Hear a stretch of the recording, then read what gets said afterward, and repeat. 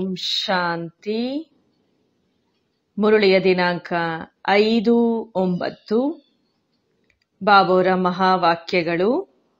ಬಾಬಾ ತಿಳಿಸ್ಕೊಡ್ತಾ ಇದ್ದಾರೆ, ಮಧುರ ಮಕ್ಕಳೇ, ನಿಮಗೆ ಇಲ್ಲಿ ಪ್ರವೃತ್ತಿ ಮಾರ್ಗದ ಪ್ರೀತಿಯು ಸಿಗುತ್ತದೆ. ಏಕೆಂದರೆ ತಂದೆಯು ಹೃದಯಪೂರ್ವಕವಾಗಿ ನನ್ನ ಮಕ್ಕಳೇ ಎಂದು ಹೇಳುತ್ತಾರೆ. ತಂದೆಯಿಂದ ಆಸ್ತಿಯು ಸಿಗುತ್ತದೆ. ಈ ಪ್ರೀತಿಯನ್ನ ದೇಹದಾರಿ ಗುರುಗಳು ಕೊಡಲು ಸಾಧ್ಯವಿಲ್ಲ. ಪ್ರಶ್ನೆ: ಯಾವ ಮಕ್ಕಳ ಬುದ್ಧಿಯಲ್ಲಿ ಜ್ಞಾನದ ಧಾರಣೆ ಆಗುತ್ತದೆ? ಯಾರು ತೀಕ್ಷ್ಣ ಬುದ್ಧಿಯವರು ಆಗಿದ್ದಾರೆ, ಅವರ ಲಕ್ಷಣಗಳು ಏನಾಗಿರುತ್ತದೆ? ಯಾವ ಮಕ್ಕಳ ಬುದ್ಧಿಯಲ್ಲಿ ಜ್ಞಾನದ ಧಾರಣೆಯಾಗಿರುತ್ತೆ, ಯಾರು ತೀಕ್ಷ್ಣ ಬುದ್ಧಿಯವರಾಗಿರ್ತಾರೆ, ಅವರ ಲಕ್ಷಣಗಳು ಏನಾಗಿರತ್ತೆ? ಉತ್ತರ: ಬಾಬಾ ತಿಳಿಸ್ತಾರೆ, ಅನ್ಯರಿಗೆ ತಿಳಿಸುವ ಉಮಂಗವಿರತ್ತೆ. ಅವರ ಬುದ್ಧಿ ಮಿತ್ರ ಸಂಬಂಧಿಗಳು ಮುಂತಾದವರಲ್ಲಿ ಅಲೆದಾಡೋದಿಲ್ಲ.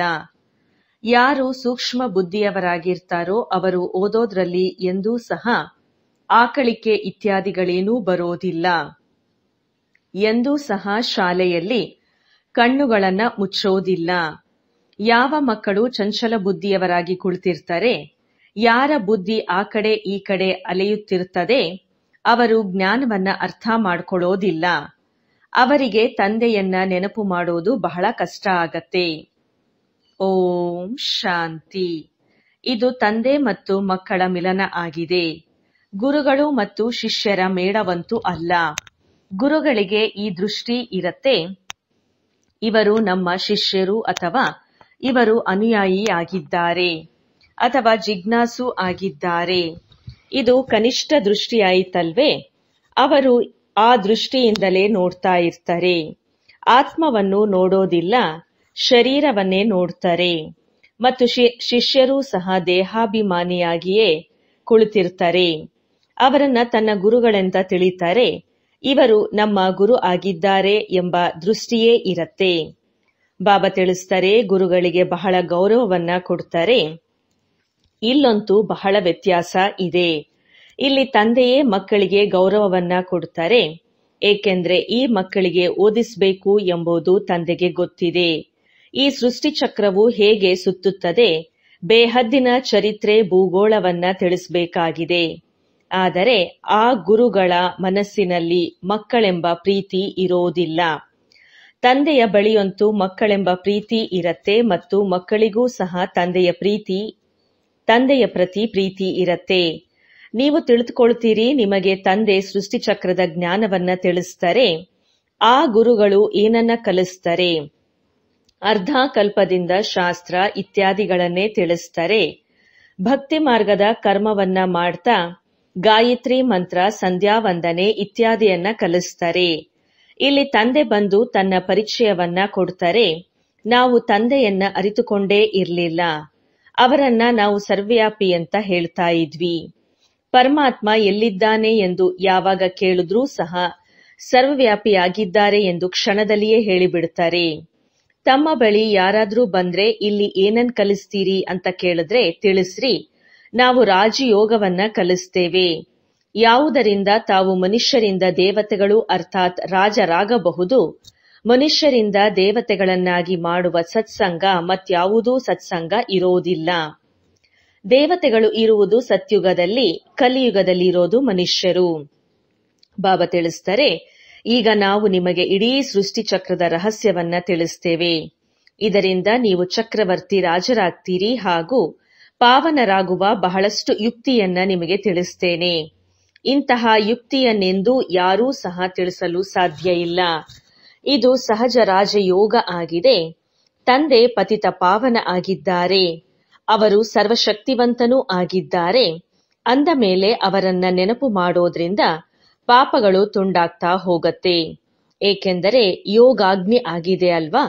ಅಂದಾಗ ಇಲ್ಲಿ ಹೊಸ ಮಾತನ್ನ ಕಲಿಸ್ತೇವೆ. ಬಾಬಾ ತಿಳಿಸ್ತಾರೆ, ಇದು ಜ್ಞಾನ ಮಾರ್ಗ ಆಗಿದೆ.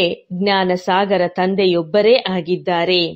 ಜ್ಞಾನ ಮತ್ತು ಭಕ್ತಿ ಬೇರೆ ಬೇರೆಯಾಗಿದೆ. ಜ್ಞಾನವನ್ನ ಕಲಿಸಲು ತಂದೆ ಬರಬೇಕಾಗ್ತದೆ, ಏಕೆಂದ್ರೆ ಅವರೇ ಜ್ಞಾನ ಸಾಗರ ಆಗಿದ್ದಾರೆ. ಅವರು ತಾನಾಗಿಯೇ ಬಂದು ತನ್ನ ಪರಿಚಯವನ್ನ ಕೊಡುತ್ತಾರೆ. ನಾನು ಎಲ್ಲರ ತಂದೆಯಾಗಿದ್ದೇನೆ. ಬ್ರಹ್ಮರವರ ಮೂಲಕ ಇಡೀ ಸೃಷ್ಟಿಯನ್ನ ಪಾವನ ಮಾಡುತ್ತೇನೆ. ಪಾವನ ಪ್ರಪಂಚವು ಸತ್ಯುಗವಾಗಿದೆ, ಪತಿತ ಪ್ರಪಂಚವು ಕಲಿಯುಗವಾಗಿದೆ. ಅಂದಮೇಲೆ ಇದು ಸತ್ಯುಗದ ಆದಿ, ಕಲಿಯುಗದ ಅಂತ್ಯದ ಸಂಗಮವಾಗಿದೆ. ಇದನ್ನ ಅತಿ ಚಿಕ್ಕದಾದ ಯುಗ ಅಂತಾನೂ ಹೇಳಲಾಗ್ತದೆ. ಇದರಲ್ಲಿ ನಾವು ಜಂಪ್ ಮಾಡ್ತೇವೆ. ಎಲ್ಲಿಗೆ? ಹಳೆಯ ಪ್ರಪಂಚದಿಂದ ಹೊಸ ಪ್ರಪಂಚಕ್ಕೆ ಒಮ್ಮೆಲೇ ಜಿಗಿಯುತ್ತೇವೆ. ಸತ್ಯುಗದಿಂದ ನಿಧಾನವಾಗಿ ಏಣಿಯನ್ನ ಕೆಳಗಿಳಿಯುತ್ತಾ ಬಂದೆವು.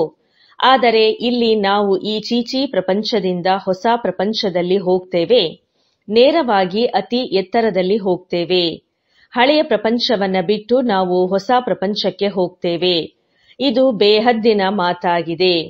ಬೇಹದ್ದಿನ ಹಳೆಯ ಪ್ರಪಂಚದಲ್ಲಿ ಅನೇಕ ಮನುಷ್ಯರಿದ್ದಾರೆ. ಹೊಸ ಪ್ರಪಂಚದಲ್ಲಿ ಕೆಲವರೇ ಇರ್ತಾರೆ. ಇದಕ್ಕೆ ಸ್ವರ್ಗ ಅಂತ ಹೇಳಲಾಗ್ತದೆ. ಅಲ್ಲಿ ಎಲ್ಲರೂ ಪವಿತ್ರವಾಗಿರ್ತಾರೆ. ಕಲಿಯುಗದಲ್ಲಿ ಎಲ್ಲರೂ ಅಪವಿತ್ರರಾಗಿದ್ದಾರೆ. ರಾವಣನು ಅಪವಿತ್ರರನ್ನಾಗಿ ಮಾಡ್ತಾನೆ. ತಂದೆ ಎಲ್ಲರಿಗೂ ತಿಳಿಸ್ತಾರೆ, ಮಕ್ಕಳೇ, ನೀವೀಗ ರಾವಣ ರಾಜ್ಯ ಅಥವಾ ಹಳೆಯ ಪ್ರಪಂಚದಲ್ಲಿ ಇದ್ದೀರಿ. ನೀವು ಮೊದಲು ರಾಮರಾಜ್ಯದಲ್ಲಿ ಇದ್ರಿ. ಅದಕ್ಕೆ ಸ್ವರ್ಗ ಅಂತ ಹೇಳಲಾಗ್ತದೆ. ನಂತರ 84 ಜನ್ಮಗಳ ಚಕ್ರವನ್ನ ಸುತ್ತುತ್ತಾ ಹೇಗೆ ಕೆಳಗೆ ಬಂದಿದ್ದೀರಿ ಎಂಬುದನ್ನ ನಾನು ತಿಳಿಸ್ತೇನೆ. ಯಾರು ಒಳ್ಳೆಯ ಬುದ್ಧಿವಂತರಿರುವರೋ ಅವರು ತಕ್ಷಣದಲ್ಲಿ ತಿಳಿದುಕೊಳ್ಳುತ್ತಾರೆ. ಯಾರಿಗೆ ಬುದ್ಧಿಯಲ್ಲಿ ಬರೋದಿಲ್ಲವೋ ಅವರು ಬಿಸಿ ಹಂಚಿನ ಮೇಲೆ ನೀರು ಹಾಕಿದಂತೆ ಆ ಕಡೆ ಈ ಕಡೆ ನೋಡ್ತಾ ಇರ್ತಾರೆ, ಗಮನ ಇಟ್ಟು ಕೇಳೋದಿಲ್ಲ. ಈ ರೀತಿ ಹೇಳ್ತಾರಲ್ವಾ, ಬಿಸಿ ಹಂಚಿನಂತಿದ್ದೀರಿ, ಏನು ಹೇಳಿದರೂ ಹಾರಿ ಹೋಗ್ತದೆ. ಸನ್ಯಾಸಿಗಳು ಸಹ ಕಥೆಯನ್ನ ಹೇಳುವಾಗ ಯಾರಾದರೂ ತೂಕಡಿಸಿದಾಗ ಅಥವಾ ಗಮನವು ಬೇರೆ ಕಡೆಯಲ್ಲಿ ಇರುತ್ತದೆ ಎಂದರೆ ತಕ್ಷಣವೇ ಕೇಳ್ತಾರೆ, ಈಗ ನಾವು ಏನು ತಿಳಿಸ್ತಾ ಇದ್ದೇವೆ? ಇಲ್ಲಿ ತಂದೆಯೂ ಸಹ ಎಲ್ಲರನ್ನ ನೋಡ್ತಾ ಇರ್ತಾರೆ. ಚಂಚಲ ಬುದ್ಧಿಯವರಾಗಿ ಯಾರೂ ಸಹ ಕುಳಿತಿಲ್ಲವೇ ಎಂದು ನೋಡ್ತಾರೆ. ಬಾಬಾ ತಿಳಿಸ್ತಾರೆ, ಯಾರು ಸೂಕ್ಷ್ಮ ಬುದ್ಧಿಯವರಿರುತ್ತಾರೋ ಅವರು ವಿದ್ಯಾಭ್ಯಾಸದ ಸಮಯದಲ್ಲಿ ಆಕಳಿಸೋದಿಲ್ಲ. ಶಾಲೆಯಲ್ಲಿ ಯಾರೂ ಸಹ ಕಣ್ಣುಗಳನ್ನ ಮುಚ್ಚಿ ಕುಳಿತುಕೊಳ್ಳುವ ನಿಯಮ ಇಲ್ಲ. ಜ್ಞಾನವನ್ನ ಸ್ವಲ್ಪವೂ ಅರ್ಥ ಮಾಡ್ಕೊಳ್ಳೋದೇ ಇಲ್ಲ. ಅವರಿಗೆ ತಂದೆಯ ನೆನಪು ಮಾಡೋದು ಬಹಳ ಕಷ್ಟ ಆಗತ್ತೆ. ಅಂದ ಮೇಲೆ ಪಾಪವು ಹೇಗೆ ಭಸ್ಮವಾಗುತ್ತದೆ? ಸೂಕ್ಷ್ಮ ಬುದ್ಧಿಯವರು ಬಹಳ ಚೆನ್ನಾಗಿ ಧಾರಣೆ ಮಾಡಿಕೊಂಡು ಅನ್ಯರಿಗೂ ತಿಳಿಸುವ ಉಮಂಗವನ್ನಿಡುತ್ತಾರೆ. ಜ್ಞಾನವಿಲ್ದಿದ್ರೆ ಬುದ್ಧಿಯು ಮಿತ್ರ ಸಂಬಂಧಿಗಳ ಕಡೆ ಅಲಿತಾ ಇರತ್ತೆ. ಇಲ್ಲಿ ತಂದೆ ತಿಳಿಸ್ತಾರೆ, ಎಲ್ಲವನ್ನ ಮರಿಬೇಕಾಗಿದೆ. ಅಂತ್ಯದಲ್ಲಿ ಯಾವುದೇ ನೆನಪು ಬರಬಾರದು. ಈ ಬ್ರಹ್ಮರವರು ಗುರುಗಳು ಮುಂತಾದವರನ್ನ ನೋಡಿದ್ದಾರೆ. ಯಾರು ಪರಿಪಕ್ವ ಬ್ರಹ್ಮಜ್ಞಾನಿಗಳಾಗಿದ್ದಾರೆಯೋ ಅವರು ಮುಂಜಾನೆಯ ಸಮಯದಲ್ಲಿ ಕುಳಿತಿದ್ದಂತೆಯೇ ಬ್ರಹ್ಮತತ್ವವನ್ನ ನೆನಪು ಮಾಡುತ್ತಾ ಶರೀರವನ್ನು ಬಿಟ್ಟು ಬಿಡುತ್ತಾರೆ. ಅಲ್ಲಿ ಬಹಳ ಶಾಂತಿಯ ಪ್ರಕಂಪನಗಳು ಇರುತ್ತವೆ. ಅವರು ಬ್ರಹ್ಮ ತತ್ವದಲ್ಲಿ ಲೀನವಾಗಲು ಸಾಧ್ಯವಿಲ್ಲ. ಪುನಃ ತಾಯಿಯ ಗರ್ಭದಿಂದ ಜನ್ಮವನ್ನ ತೆಗೆದುಕೊಳ್ಬೇಕಾಗ್ತದೆ. ತಂದೆ ತಿಳಿಸ್ತಾರೆ, ವಾಸ್ತವದಲ್ಲಿ ಮಹಾತ್ಮ ಎಂದು ಕೃಷ್ಣನಿಗೆ ಹೇಳಲಾಗ್ತದೆ. ಮನುಷ್ಯರು ಅರ್ಥವನ್ನ ತಿಳಿದುಕೊಳ್ಳದೆ ಸುಮ್ಮನೆ ಹೇಳ್ಬಿಡ್ತಾರೆ.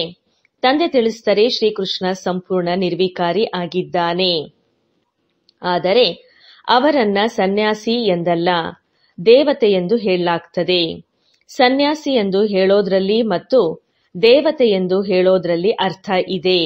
ಇವರು ಹೇಗೆ ದೇವತೆಯಾದರು? ಸನ್ಯಾಸಿಯಿಂದ ದೇವತೆಯಾದರೇನು? ಬೇಹದ್ದಿನ ಸನ್ಯಾಸ ಮಾಡಿದ್ರು, ನಂತರ ಹೊಸ ಪ್ರಪಂಚದಲ್ಲಿ ಹೊರಟು ಹೋದ್ರು. ಆ ಮನುಷ್ಯರಂತೂ ಅಲ್ಪಕಾಲದ ಸನ್ಯಾಸ ಮಾಡ್ತಾರೆ. ಬೇಹದ್ದಿನಲ್ಲಿ ಹೋಗಲು ಸಾಧ್ಯವಿಲ್ಲ. ಮತ್ತೆ ಹದ್ದಿನಲ್ಲಿಯೇ ವಿಕಾರದಿಂದ ಜನ್ಮವನ್ನ ತೆಗೆದುಕೊಳ್ಬೇಕಾಗ್ತದೆ. ಬೇಹದ್ದಿನ ಮಾಲೀಕರಾಗಲು ಸಾಧ್ಯ ಇಲ್ಲ. ಎಂದೂ ರಾಜ ರಾಣಿಯಾಗಲು ಸಾಧ್ಯವಿಲ್ಲ. ಏಕೆಂದ್ರೆ ಅವರ ಧರ್ಮವೇ ಭಿನ್ನವಾಗಿದೆ. ಸನ್ಯಾಸ ಧರ್ಮವು ದೇವಿ ದೇವತಾ ಧರ್ಮ ಅಲ್ಲ. ಸನ್ಯಾಸ ಧರ್ಮವು ದೇವಿ ದೇವತಾ ಧರ್ಮದ ಜ್ಞಾನವನ್ನ ಕೊಡಲು ಸಾಧ್ಯ ಇಲ್ಲ. ಅಂದಮೇಲೆ ಗೀತೆ ಇತ್ಯಾದಿಗಳನ್ನೇಕೆ ತೆಗೆದುಕೊಳ್ಳುತ್ತಾರೆ? ಇದೆಲ್ಲವೂ ಅಧರ್ಮವಾಗಿದೆ. ಆದ್ದರಿಂದ ತಂದೆ ತಿಳಿಸ್ತಾರೆ, ನಾನು ಅಧರ್ಮದ ವಿನಾಶ ಮಾಡಿ ದೇವಿ ದೇವತಾ ಧರ್ಮದ ಸ್ಥಾಪನೆ ಮಾಡ್ತೇನೆ. ಉಳಿದಂತೆ ಅವರೆಲ್ಲರೂ ಅಧರ್ಮವನ್ನೇ ಮಾಡ್ತಾ ಇರ್ತಾರೆ. ವಿಕಾರವು ಅಧರ್ಮವೇ ಅಲ್ಲವೇ? ಆದ್ದರಿಂದ ತಂದೆ ತಿಳಿಸ್ತಾರೆ, ಇದೆಲ್ಲದರ ವಿನಾಶ ಮತ್ತು ಒಂದು ಆದಿ ಸನಾತನ ದೇವಿ ದೇವತಾ ಧರ್ಮದ ಸ್ಥಾಪನೆ ಮಾಡ್ತಾ ಇದ್ದೀರಿ. ಯಾರೆಷ್ಟು ಪುರುಷಾರ್ಥ ಮಾಡುವರೋ ಅಷ್ಟು ಪದವಿಯನ್ನ ಪಡೀತಾರೆ. ತಮ್ಮನ್ನ ಆತ್ಮ ಎಂದು ನಿಶ್ಚಯ ಮಾಡಿಕೊಳ್ಬೇಕಾಗಿದೆ. ಬಲೆ ಗೃಹಸ್ಥ ವ್ಯವಹಾರದಲ್ಲಿ ಇರಿ. ಅದರಲ್ಲಿಯೂ ಎಷ್ಟು ಸಾಧ್ಯವೋ ಅಷ್ಟು ಏಳುತ್ತಾ ಕುಳಿತುಕೊಳ್ಳುತ್ತಾ ಪರಿಪಕ್ವ ಮಾಡಿಕೊಳ್ಬೇಕು. ಹೇಗೆ ಭಕ್ತರು ಮುಂಜಾನೆಯಲ್ಲಿ ಎದ್ದು ಏಕಾಂತದಲ್ಲಿ ಮಾಲೆಯನ್ನ ಜಪಿಸ್ತಾರೆ, ನೀವು ಇಡೀ ದಿನದ ಲೆಕ್ಕವನ್ನ ತೆಗಿತೀರಿ. ಈ ಸಮಯದಲ್ಲಿ ಇಷ್ಟು ನೆನಪಿತ್ತು, ಇಡೀ ದಿನದಲ್ಲಿ ಇಷ್ಟು ನೆನಪಿತ್ತು ಎಂಬುದರ ಲೆಕ್ಕವನ್ನ ತೆಗಿಬೇಕು. ಭಕ್ತರು ಮುಂಜಾನೆಯಲ್ಲಿ ಮಾಲೆಯನ್ನ ಜಪಿಸ್ತಾರೆ. ಬಲೆ ಕೆಲವರು ಸತ್ಯ ಭಕ್ತರಾಗಿರುವುದಿಲ್ಲ. ಕೆಲವರು ಬುದ್ಧಿವಂತರು ಹೊರಗೆ ಅಲ್ಲಿ ಇಲ್ಲಿ, ಕೆಲವರ ಬುದ್ಧಿಯಂತೂ ಹೊರಗೆ ಅಲ್ಲಿ ಇಲ್ಲಿ ಅಲೆಯುತ್ತಿರುತ್ತದೆ. ಈಗ ನೀವು ತಿಳ್ಕೊಳ್ತೀರಿ, ಭಕ್ತಿಯಿಂದ ಯಾವುದೇ ಲಾಭ ಸಿಗೋದಿಲ್ಲ. ಇದು ಜ್ಞಾನ ಆಗಿದೆ. ಇದರಿಂದ ಬಹಳ ಲಾಭವಾಗತ್ತೆ. ಈಗ ನಿಮ್ಮದು ಏರುವ ಕಲೆಯಾಗಿದೆ. ತಂದೆ ಪದೇ ಪದೇ ತಿಳಿಸ್ತಾರೆ, ಮನ್ಮನಾ ಭವ. ಗೀತೆಯಲ್ಲಿಯೂ ಈ ಅಕ್ಷರ ಇದೆ, ಆದರೆ ಅದರ ಅರ್ಥವನ್ನ ಯಾರೂ ಸಹ ತಿಳಿಸಲು ಸಾಧ್ಯವಿಲ್ಲ. ಉತ್ತರವನ್ನ ತಿಳಿಸೋದು ಬರುವುದೇ ಇಲ್ಲ. ವಾಸ್ತವದಲ್ಲಿ ಅದರ ಅರ್ಥವನ್ನ ಬರೆಯಲಾಗಿದೆ. ತಾವು ತಮ್ಮನ್ನ ಆತ್ಮ ಎಂದು ತಿಳಿದು ದೇಹದ ಎಲ್ಲ ಧರ್ಮಗಳನ್ನ ಬಿಟ್ಟು ನನ್ನೊಬ್ಬನನ್ನೇ ನೆನಪು ಮಾಡಿ. ಭಗವಾನುವಾಚ್ ಇದೆಯಲ್ಲವೇ? ಆದರೆ ಅವರ ಬುದ್ಧಿಯಲ್ಲಿ ಕೃಷ್ಣ ಭಗವಂತನಿದ್ದಾನೆ. ಕೃಷ್ಣನಂತೂ ದೇಹಧಾರಿ, ಪುನರ್ಜನ್ಮದಲ್ಲಿ ಬರುವವನಾಗಿದ್ದಾನೆ ಅಲ್ಲವೇ? ಅಂದ ಮೇಲೆ ಕೃಷ್ಣನನ್ನು ಭಗವಂತನೆಂದು ಹೇಳಲು ಹೇಗೆ ಸಾಧ್ಯ? ಸನ್ಯಾಸಿಗಳು ಮೊದಲಾದವರ ದೃಷ್ಟಿ ತಂದೆ ಮತ್ತು ಮಕ್ಕಳೆಂಬ ದೃಷ್ಟಿ ಇರಲು ಸಾಧ್ಯವಿಲ್ಲ. ಬಲೆ ಗಾಂಧೀಜಿಯನ್ನೂ ಸಹ ಬಾಪೂಜಿ ಎಂದು ಹೇಳುತ್ತಾ ಇದ್ರು, ಆದರೆ ತಂದೆ ಮತ್ತು ಮಕ್ಕಳ ಸಂಬಂಧ ಎಂದು ಹೇಳೋದಿಲ್ಲ. ಅವರು ಸಾಕಾರಿಯಾದ್ರಲ್ವೇ? ನಿಮಗೆ ತಿಳಿಸಲಾಗಿದೆ, ತಮ್ಮನ್ನ ಆತ್ಮ ಎಂದು ತಿಳಿಯಿರಿ. ಇವರಲ್ಲಿ ಯಾವ ತಂದೆ ಕುಳಿತಿದ್ದಾರೆಯೋ ಅವರು ಬೇಹದ್ದಿನ ಬಾಪೂಜಿಯಾಗಿದ್ದಾರೆ. ಲೌಕಿಕ ಮತ್ತು ಪಾರಲೌಕಿಕ ಇಬ್ಬರೂ ತಂದೆಯರಿಂದ ಆಸ್ತಿ ಸಿಗತ್ತೆ. ಬಾಪೂಜಿ ಅಂತೂ ಏನೂ ಸಿಗುವುದಿಲ್ಲ, ಅವರಿಂದ ಏನೂ ಸಿಗುವುದಿಲ್ಲ. ಭಾರತದ ರಾಜಧಾನಿಯು ಮರಳಿ ಸಿಕ್ಕಿತು, ಆದರೆ ಇದನ್ನು ಆಸ್ತಿ ಎಂದು ಹೇಳೋದಿಲ್ಲ. ಅದರಲ್ಲಿ ಸುಖವೂ ಸಿಗಬೇಕಲ್ಲವೇ? ಬಾಬಾ ತಿಳಿಸ್ತಾರೆ, ಇವೆರಡೂ ಆಸ್ತಿಗಳಿವೆ. ಒಂದು ಲೌಕಿಕ ತಂದೆಯ ಆಸ್ತಿ, ಇನ್ನೊಂದು ಅಲೌಕಿಕ ತಂದೆಯ ಆಸ್ತಿ. ಬ್ರಹ್ಮರವರಿಂದ ಯಾವುದೇ ಆಸ್ತಿ ಸಿಗೋದಿಲ್ಲ. ಬಲೆ ಅವರು ಎಲ್ಲಾ ಪ್ರಜೆಗಳ ಪಿತಾ ಆಗಿದ್ದಾರೆ. ಅವರನ್ನ ಗ್ರೇಟ್ ಗ್ರೇಟ್ ಗ್ರ್ಯಾಂಡ್ ಫಾದರ್ ಅಂತ ಹೇಳ್ತಾರೆ. ಅವರೇ ಸ್ವಯಂ ಹೇಳ್ತಾರೆ, ನನ್ನಿಂದ ನಿಮಗೆ ಯಾವುದೇ ಆಸ್ತಿ ಸಿಗೋದಿಲ್ಲ, ನನ್ನಿಂದ ಆಸ್ತಿ ಸಿಗೋದಿಲ್ಲ ಎಂದು ಇವರೇ ಹೇಳ್ತಾರೆ. ಅಂದ್ರೆ ಲೌಕಿಕ ತಂದೆಯಿಂದ ಆಸ್ತಿ ಏನು ಸಿಗತ್ತೆ? ಬಾಬಾ ಹೇಳ್ತಾರೆ, ಏನೂ ಸಿಗೋದಿಲ್ಲ. ಬ್ರಿಟಿಷರಂತೂ ಹೊರಟು ಹೋದರು. ಅವರ ರಾಜಧಾನಿಯಲ್ಲಾದರೂ ಸ್ವಲ್ಪ ಸುಖ ಇತ್ತು. ಈಗ ಏನಿದೆ? ಉಪವಾಸ, ಸತ್ಯಾಗ್ರಹ, ಪಿಕೆಟಿಂಗ್, ಮುಷ್ಕರ ಮುಂತಾದವುಗಳು ಇರುತ್ತವೆ. ಎಷ್ಟೊಂದು ಹೊಡೆದಾಟಗಳು ಆಗುತ್ತಿರುತ್ತದೆ. ಯಾರ ಭಯವೂ ಇಲ್ಲ. ದೊಡ್ಡ ದೊಡ್ಡ ಅಧಿಕಾರಿಗಳನ್ನೂ ಸಹ ಸಾಯಿಸಿಬಿಡುತ್ತಾರೆ. ಸುಖಕ್ಕಿಂತ ದುಃಖವೇ ಇದೆ. ಅಂದ ಮೇಲೆ ಇಲ್ಲಿಯೇ ಬೇಹದ್ದಿನ ಮಾತಿದೆ. ತಂದೆ ತಿಳಿಸ್ತಾರೆ, ಮೊದಲು ಇದನ್ನ ನಿಶ್ಚಯ ಮಾಡ್ಕೊಳ್ಳಿ, ನಾನು ಆತ್ಮನಾಗಿದ್ದೇನೆ, ಶರೀರ ಅಲ್ಲ. ತಂದೆ ನಮ್ಮನ್ನ ದತ್ತು ಮಾಡಿಕೊಂಡಿದ್ದಾರೆ, ನಾವು ದತ್ತು ಮಕ್ಕಳಾಗಿದ್ದೇವೆ. ನಿಮಗೆ ತಿಳಿಸಲಾಗ್ತದೆ, ಜ್ಞಾನಸಾಗರ ತಂದೆ ಬಂದಿದ್ದಾರೆ ಮತ್ತು ಸೃಷ್ಟಿ ಚಕ್ರದ ರಹಸ್ಯವನ್ನ ತಿಳಿಸ್ತಾರೆ. ಇದನ್ನ ಮತ್ಯಾರೂ ಸಹ ತಿಳಿಸಲು ಸಾಧ್ಯವಿಲ್ಲ. ತಂದೆ ತಿಳಿಸ್ತಾರೆ, ದೇಹ ಸಹಿತವಾಗಿ ದೇಹದ ಎಲ್ಲಾ ಧರ್ಮಗಳನ್ನ ಮರೆತು ನನ್ನೊಬ್ಬನನ್ನೇ ನೆನಪು ಮಾಡಿ. ಅವಶ್ಯವಾಗಿ ಸತೋ ಪ್ರಧಾನರಾಗಬೇಕು ಎಂಬುದು ನಿಮಗೆ ಗೊತ್ತಿದೆ. ಈ ಹಳೆಯ ಪ್ರಪಂಚ ವಿನಾಶವಂತೂ ಆಗಲೇಬೇಕಾಗಿದೆ. ಹೊಸ ಪ್ರಪಂಚದಲ್ಲಂತೂ ಕೆಲವರೇ ಇರ್ತಾರೆ. ಇಷ್ಟು ಕೋಟ್ಯಾಂತರ ಆತ್ಮಗಳು ಎಲ್ಲಿ? 9 ಲಕ್ಷ ಎಲ್ಲಿ? ಅಂದ ಮೇಲೆ ಇವರೆಲ್ಲರೂ ಎಲ್ಲಿಗೆ ಹೋಗ್ತಾರೆ? ಈಗ ನಿಮ್ಮ ಬುದ್ಧಿಯಲ್ಲಿ ಇದೆ, ನಾವೆಲ್ಲ ಆತ್ಮರು ಮೇಲಿದ್ದೆವು, ನಂತರ ಪಾತ್ರವನ್ನು ಅಭಿನಯಿಸಲು ಇಲ್ಲಿಗೆ ಬಂದೆವು. ಆತ್ಮವನ್ನ ಪಾತ್ರಧಾರಿ ಎಂದು ಹೇಳ್ತಾರೆ. ಆತ್ಮವು ಈ ಶರೀರದ ಜೊತೆ ಪಾತ್ರವನ್ನು ಅಭಿನಯಿಸತ್ತೆ. ಬಾಬಾ ತಿಳಿಸ್ತಾರೆ, ಆತ್ಮಕ್ಕೆ ಕರ್ಮ ಇಂದ್ರಿಯಗಳಂತೂ ಇರ್ಬೇಕಲ್ವಾ? ಆತ್ಮ ಎಷ್ಟೊಂದು ಸೂಕ್ಷ್ಮ ಆಗಿದೆ. 84 ಲಕ್ಷ ಜನ್ಮಗಳು ಅಲ್ಲ, 84 ಜನ್ಮಗಳನ್ನ ತೆಗೆದುಕೊಳ್ಳುತ್ತದೆ. ನಂತರ ಪಾತ್ರವನ್ನ ಹೇಗೆ ಪುನರಾವರ್ತನೆ ಮಾಡುತ್ತೆ ಅದು ನೆನಪಿರುವುದಕ್ಕೆ ಸಾಧ್ಯ ಇಲ್ಲ. ಸ್ಮೃತಿಯಿಂದ ಹೊರಟು ಹೋಗತ್ತೆ. 84 ಜನ್ಮಗಳೇ ನಿಮಗೆ ನೆನಪಿರೋದಿಲ್ಲ, ಮರೆತು ಹೋಗ್ತೀರಿ. ಅಂದಮೇಲೆ 84 ಲಕ್ಷ ಜನ್ಮಗಳಿರಲು ಸಾಧ್ಯವಿಲ್ಲ. ಈಗ ನೀವು ಮಕ್ಕಳು ತಂದೆಯನ್ನ ನೆನಪು ಮಾಡಿ ಪವಿತ್ರರಾಗಬೇಕಾಗಿದೆ. ಈ ಯೋಗ ಅಗ್ನಿಯಿಂದ ವಿಕರ್ಮಗಳು ವಿನಾಶ ಆಗತ್ತೆ. ಮಕ್ಕಳಿಗೆ ಈ ನಿಶ್ಚಯವೂ ಇದೆ, ನಾವು ಕಲ್ಪ ಕಲ್ಪವೂ ಬೇಹದ್ದಿನ ತಂದೆಯಿಂದ ಬೇಹದ್ದಿನ ಆಸ್ತಿಯನ್ನ ತೆಗೆದುಕೊಳ್ಳುತ್ತೇವೆ. ಸ್ವರ್ಗವಾಸಿಯಾಗಲು ತಂದೆ ತಿಳಿಸ್ತಾರೆ, ಮಕ್ಕಳೇ ನನ್ನೊಬ್ಬನನ್ನೇ ನೆನಪು ಮಾಡಿ, ಏಕೆಂದರೆ ನಾನೇ ಪತಿತ ಪಾವನನಾಗಿದ್ದೇನೆ. ನೀವು ತಂದೆಯನ್ನ ಕರೆದಿದ್ದೀರಾ ಅಲ್ವಾ? ಆದ್ರಿಂದ ತಂದೆ ಪಾವನರನ್ನಾಗಿ ಮಾಡಲು ಬಂದಿದ್ದಾರೆ. ದೇವತೆಗಳು ಪಾವನರಾಗಿರ್ತಾರೆ, ಮನುಷ್ಯರು ಪತಿತರಾಗಿದ್ದಾರೆ. ಈಗ ಪುನಃ ಪಾವನರಾಗಿ ಶಾಂತಿಧಾಮಕ್ಕೆ ಹೋಗ್ಬೇಕಾಗಿದೆ. ನೀವು ಶಾಂತಿಧಾಮಕ್ಕೆ ಹೋಗಲು ಬಯಸ್ತೀರೋ ಅಥವಾ ಸುಖಧಾಮದಲ್ಲಿ ಇರಲು ಬಯಸ್ತೀರಾ? ಸುಖ ಕಾಗೆಯ ಸಮಾನ ಆಗಿದೆ, ನಮಗೆ ಶಾಂತಿಯೇ ಬೇಕೆಂದು ಸನ್ಯಾಸಿಗಳು ಹೇಳುತ್ತಾರೆ. ಆದ್ರಿಂದ ಅವರು ಸತ್ಯಯುಗದಲ್ಲಿ ಬರಲು ಸಾಧ್ಯವಿಲ್ಲ. ಸತ್ಯಯುಗದಲ್ಲಿ ಪ್ರವೃತ್ತಿ ಮಾರ್ಗದ ಪ್ರೀತಿ ಇತ್ತು. ದೇವತೆಗಳು ನಿರ್ವೀಕಾರಿಗಳು ಆಗಿದ್ರು. ಅವರೇ ಪುನರ್ಜನ್ಮವನ್ನ ತೆಗೆದುಕೊಳ್ಳುತ್ತಾ ಪತಿತರಾಗ್ತಾರೆ. ಈಗ ತಂದೆ ತಿಳಿಸ್ತಾರೆ, ಮಕ್ಕಳೇ ನಿರ್ವೀಕಾರಿಗಳಾಗಬೇಕಾಗಿದೆ. ಸ್ವರ್ಗದಲ್ಲಿ ಹೋಗಬೇಕೆಂದರೆ ನನ್ನನ್ನ ನೆನಪು ಮಾಡುತ್ತೀರಿ ಎಂದರೆ ನಿಮ್ಮ ಎಲ್ಲ ಪಾಪಗಳು ಭಸ್ಮವಾಗಿ ಪುಣ್ಯಾತ್ಮರಾಗಿ ಬಿಡ್ತೀರಿ. ನಂತರ ಶಾಂತಿಧಾಮ ಸುಖಧಾಮಕ್ಕೆ ಹೋಗ್ತೀರಿ.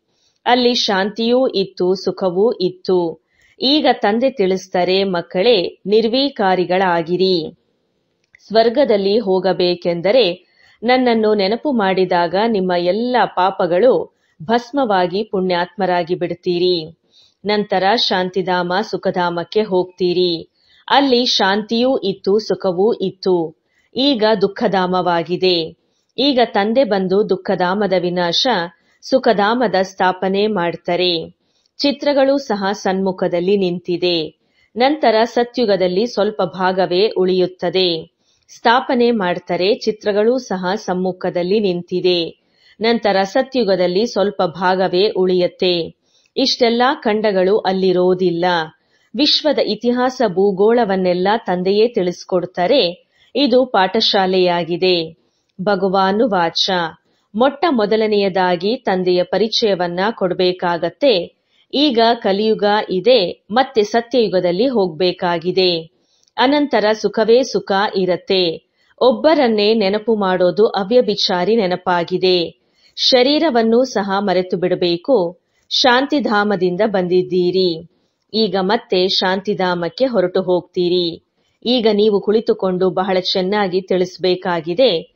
ಮೊದಲು ಇಷ್ಟೊಂದು ಚಿತ್ರಗಳು ಇರಲಿಲ್ಲ. ಚಿತ್ರಗಳಿಲ್ಲದೆಯೂ ಸಹ ಸಾರ ರೂಪದಲ್ಲಿ ತಿಳಿಸಲಾಗ್ತದೆ. ಈ ಪಾಠಶಾಲೆಯಲ್ಲಿ ಮನುಷ್ಯರಿಂದ ದೇವತೆಗಳಾಗಿ ಬಿಡಬೇಕು. ಈ ಜ್ಞಾನವು ಹೊಸ ಪ್ರಪಂಚಕ್ಕಾಗಿ ಇದೆ. ಅದನ್ನ ತಂದೆಯೇ ಕೊಡ್ತಾರೆ ಅಲ್ವಾ? ತಂದೆ ದೃಷ್ಟಿ ಮಕ್ಕಳ ಮೇಲಿರತ್ತೆ. ನಾನು ಆತ್ಮರಿಗೆ ಓದಿಸುತ್ತೇನೆ ಎಂದು ತಂದೆಯು ತಿಳಿಸ್ತಾರೆ. ನೀವು ಸಹ ಬೇಹದ್ದಿನ ತಂದೆಯ ನಮಗೆ ತಿಳಿಸ್ತಾರೆ ಎಂದು ತಿಳಿದುಕೊಳ್ತೀರಿ. ಅವರ ಹೆಸರಾಗಿದೆ ಶಿವ.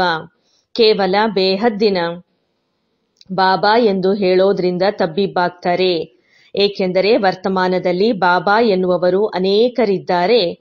ಮುನ್ಸಿಪಾಲ್ಟಿಯ ಮೇಯರನ್ನೂ ಸಹ ಬಾಬಾ ಎಂದು ಹೇಳುತ್ತಾರೆ.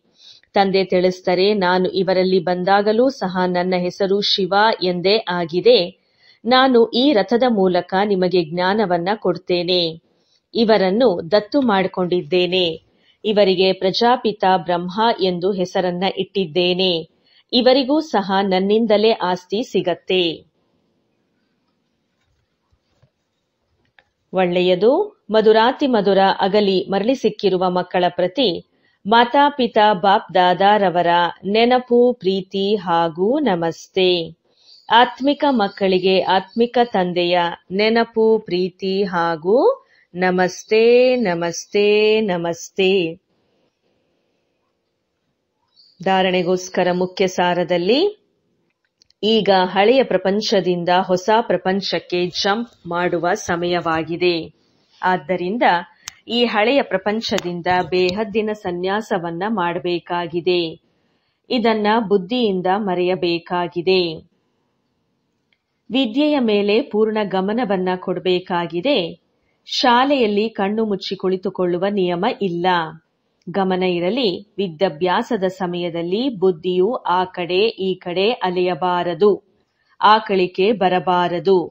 ಏನನ್ನು ಕೇಳುತ್ತೀರಿ ಅದು ಧಾರಣೆಯಾಗುತ್ತಾ ಇರಬೇಕು. ವರದಾನ: ಆತ್ಮಿಕ ನಶೆಯ ಮೂಲಕ ಹಳೆಯ ಪ್ರಪಂಚವನ್ನ ಮರೆಯುವಂತಹ ಸ್ವರಾಜ್ಯ ಅಧಿಕಾರಿ ಆಗಿರಿ.